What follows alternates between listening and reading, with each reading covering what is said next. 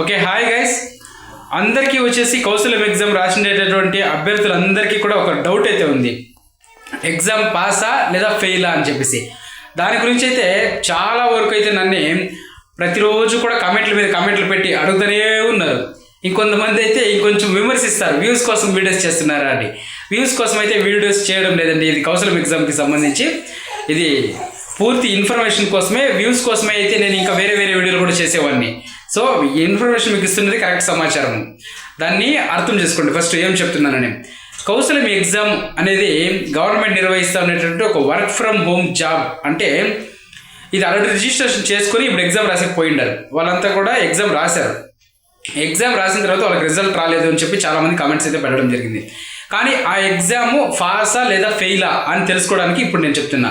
చూడండి, ప్రైవేట్ కంపెనీస్కి మనం ఎప్పుడైనా జాబ్కి పోయినామంటే ఫస్ట్ ఆఫ్ ఆల్ మనల్ని వాళ్ళు ఇంటర్వ్యూ చేస్తారు. ఇంటర్వ్యూ కొన్ని కంపెనీల్లో అయితే రౌండ్లు వైజ్ ఉంటాయి. First round, second round, third round అని. ప్రైవేట్ కంపెనీల్లో అలానే ఉంటాయి, కార్పొరేట్ కంపెనీల్లో.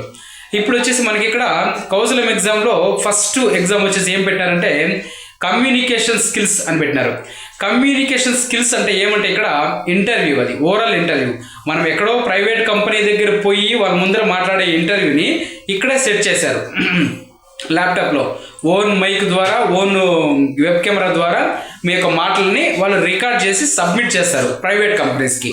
అదేవిధంగా మీరు చదువుకున్నటువంటి సర్టిఫికెట్లు ఏమున్నాయి, మీ జ్ఞానం ఎంత అని చెప్పి సేమ్ ప్రైవేట్ కంపెనీలో ఎట్లా క్వశ్చన్ చేస్తారో అదే విధమైనటువంటి పరీక్ష, స్కిల్ అసెస్మెంట్ కానీ టెక్నికల్ అసెస్మెంట్ కానీ ఇక్కడ.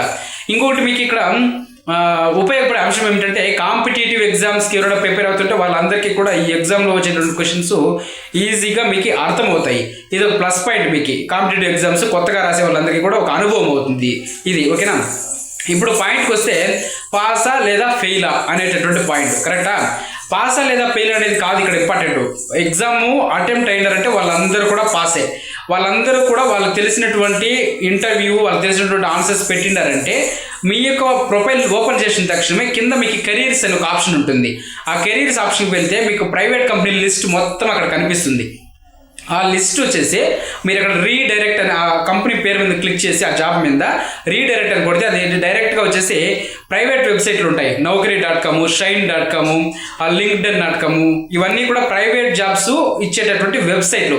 ఆ వెబ్సైట్కి రీడైరెక్ట్ అవుతారు మీరు. అంటే ఇక్కడ ప్రాసెస్ ఏమిటంటే ఇది గవర్నమెంట్ వాళ్ళు ఇంటర్వ్యూ అంతా నిర్వహించి మీ ప్రొఫైల్కి సూటబుల్ అయ్యేటటువంటి జాబ్, ప్రైవేట్ జాబ్స్ని వాళ్ళు చూపిస్తున్నారు అంతే. ఇక్కడ అంత తప్పించి ఇక్కడ పాస్ ఆఫ్ ఫెయిల్ అనేది ఏం లేదు. మీరు అటెంప్ట్ అవ్వాలా కంపల్సరీ. అటెంప్ట్ అయితే మీ యొక్క ప్రొఫైల్ అక్కడ రిజిస్ట్రేషన్ అవుతుంది, మీ యొక్క డీటెయిల్స్ సేవ్ అవుతాయి సిస్టంలో. ఎప్పుడైనా ఫ్యూచర్లో private companies work from home jobs ఇలాంటివి ఏమైనా ఉంటే మీకు ఇస్తారు, అందులో ఎటువంటి సందేహం లేదు. ప్రజెంట్ అయితే మన కెరీర్స్ పరంగా ప్రొఫైల్ రిజిస్ట్రేషన్లో చూపిస్తూ ఉండేది ఒకటే ఆప్షన్. ప్రైవేట్ కంపెనీస్ చూపిస్తున్నాయి ఏమేమి జాబ్స్ ఉన్నాయని. ఆ జాబ్స్ ఓపెన్ చేస్తే డైరెక్ట్గా అవి Naukri లేకపోతాయి, లేదా Shine.com, LinkedIn.com అనే .coms లేకపోతాయి. అక్కడ మళ్ళీ మీరు మీ ప్రొఫైల్ రిజిస్ట్రేషన్ చేసుకుంటే మీకు మెసేజెస్ వస్తాయి, మెయిల్కి కానీ లేదా మెయిల్ ఐడికి మెసేజ్లు వస్తాయి, లేదా మొబైల్ ఫోన్కి మెసేజ్లు వస్తాయి. పలానా జాబ్ ఉంది ఈ యొక్క కంపెనీలో, మీరు ఇంటర్వ్యూకి రండి అని. అప్పుడు సేమ్ మీరు అక్కడ ఇంటర్వ్యూ చేసి మీరు ఎగ్జామ్కి జాబ్కి సెలెక్ట్ అయినట్ల. ఈ విధమైనటువంటి ప్రాసెస్ ఇక్కడ పాస్ ఆఫ్ ఫెయిల్ అనేది కాదు ఇంపార్టెంట్. ఎగ్జామ్ అటెంప్ట్ అయినారంటే మీరు కంపల్సరీ పాస్ అయ్యేది. అది మీ యొక్క డీటెయిల్స్ని సేవ్ చేయడమే అక్కడ ప్రధాన ఉద్దేశము. సో అందుకోసమే ఎగ్జామ్ అటెండ్ అవ్వండి, ఏం అందులో ఇదేం లేదు, నర్వస్ పడద్దండి.